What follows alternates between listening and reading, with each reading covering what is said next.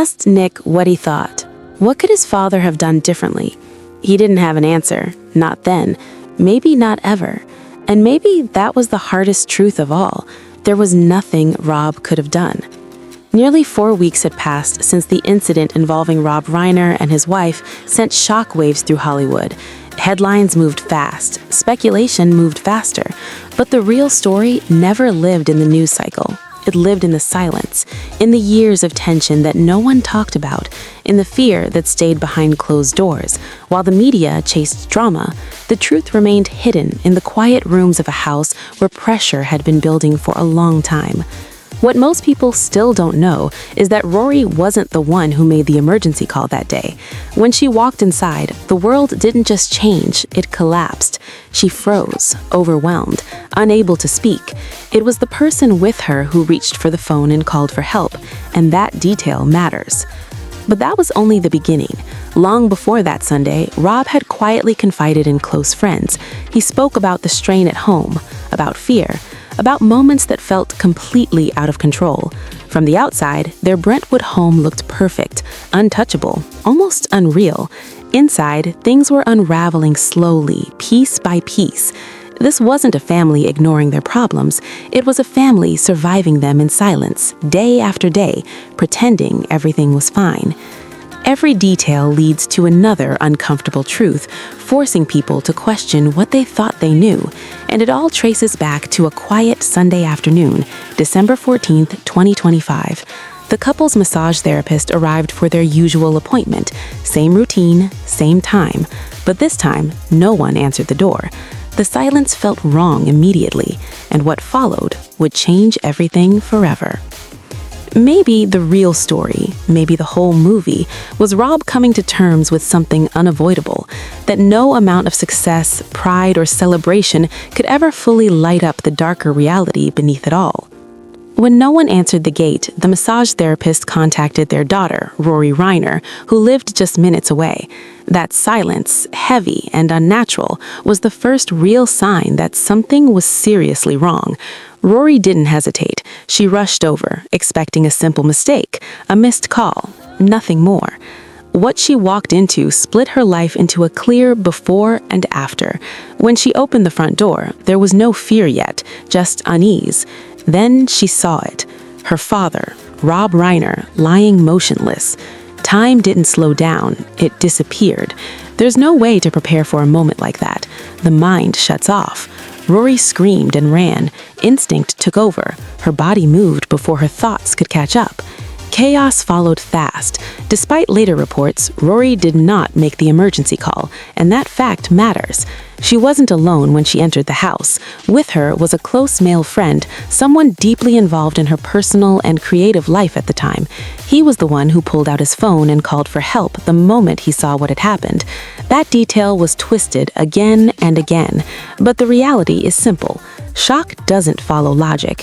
When the brain is hit with something unbearable, it freezes, panics, or shuts down completely. Not calling for help in that moment isn't guilt, it's trauma. Early reports also missed another critical point. Rory didn't find both of her parents at once. She initially only saw her father. The information about her mother came later after authorities arrived. Two devastating truths, back to back, with no time to breathe in between.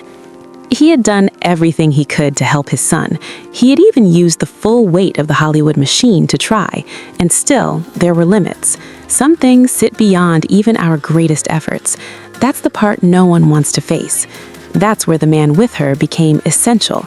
His name was Alex Silberg. He wasn't a bystander. He was a trusted creative partner in Rory's life, someone she worked closely with, relied on professionally, and built projects with. They had collaborated for years, including a short film where Rory starred and Alex directed. Their bond grew through shared routines, travel, and long hours of work. Whether it was strictly professional or something more was never publicly defined, but the trust was undeniable. When investigators arrived, Rory automatically became a person of interest. That's procedure, not accusation. She lived nearby, she arrived first, she saw the scene. Those facts always raise questions. Alex's presence changed everything. He confirmed timelines, actions, her emotional collapse. His account painted a clear picture: panic, shock, raw grief, not calculation, not strategy. Because when stories move faster than facts, innocent people can be pulled into dangerous narratives. His statement helped stop that from happening. In the days that followed, Alex remained one of Rory's few emotional anchors, while everything else fell apart. At the same time, her brother Nick retreated further into isolation, pulling away, disconnecting, keeping to himself.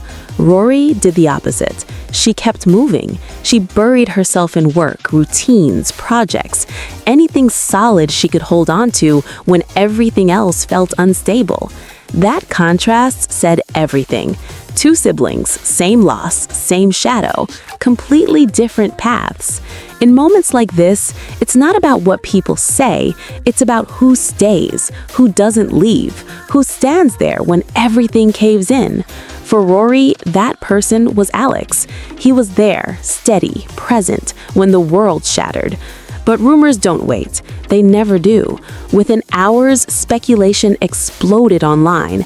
Half-formed claims, twisted assumptions, reckless guesses. Some even claimed Rory had accused her brother, Nick. That was never true, not once. From the very beginning, Rory never pointed the finger at anyone. The confusion came from panic, early fragmented reporting, and people filling silence with speculation instead of facts. What started as whispers turned into headlines before anyone had time to process what had happened.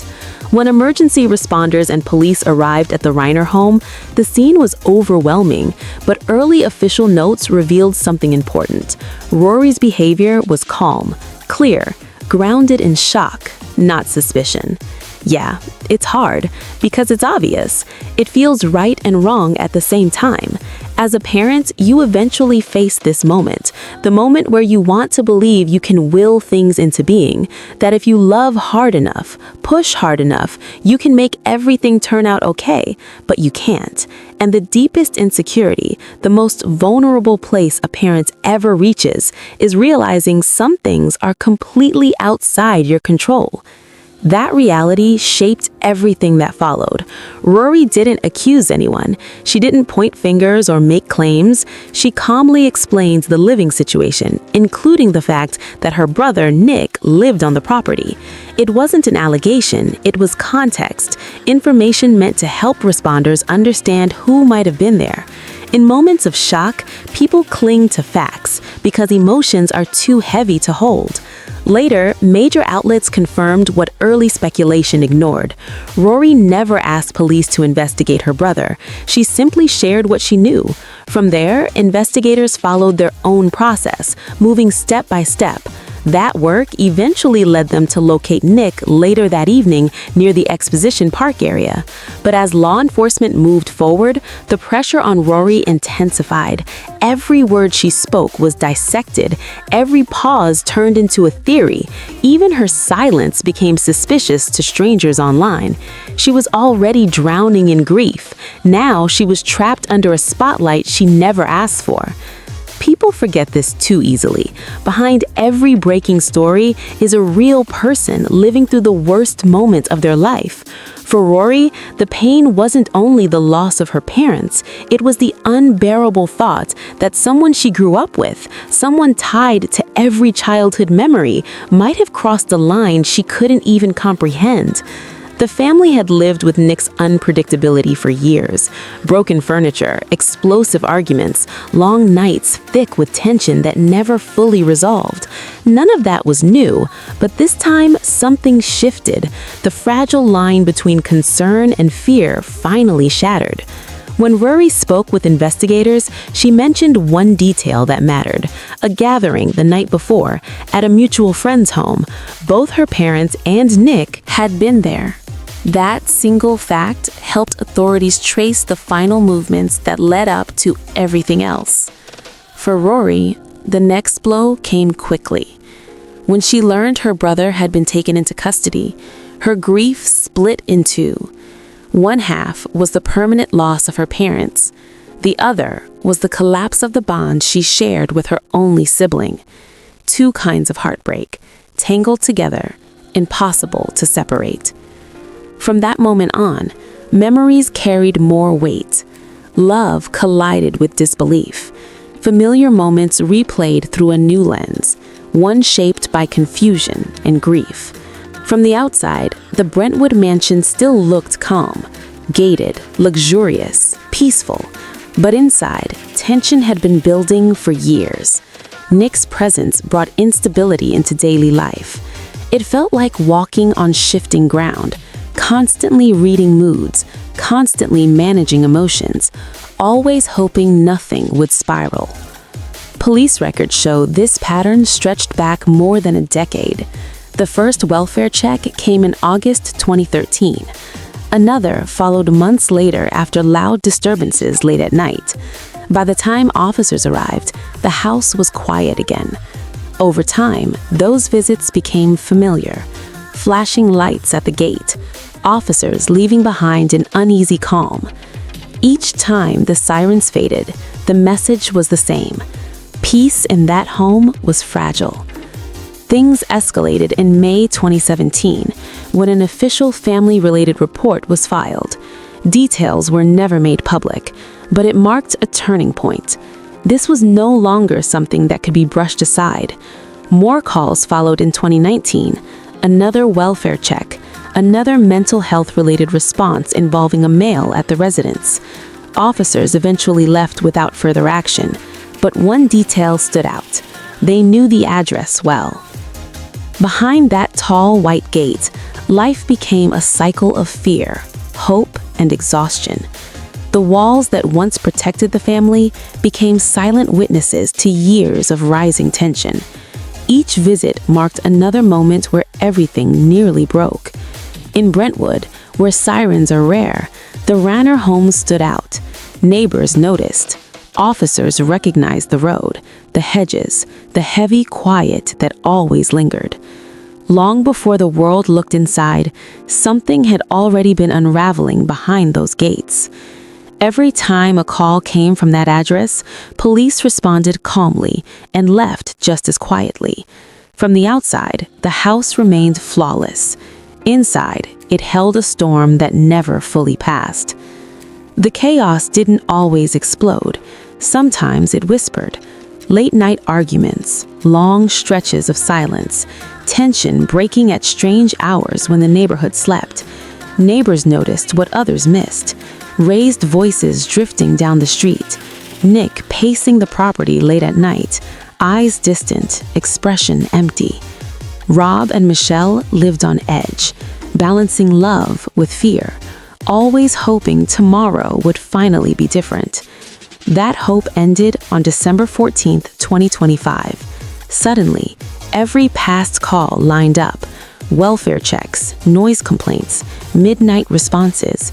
They weren't random, they were warnings. The hardest truth is this: the same love that held the family together also blinded them to how dangerous things were becoming. The mansion that once symbolized success and devotion slowly turned into a pressure cooker. Too much hope, too much denial, too much belief that things would somehow work themselves out. Looking back, every restless night and worried glance feels like another link in a chain no one wanted to see. What most people didn't know was this: Nick hadn't lived in the main house for years. He stayed in a separate guest house on the estate, surrounded by gardens and high fences. He paid no rent.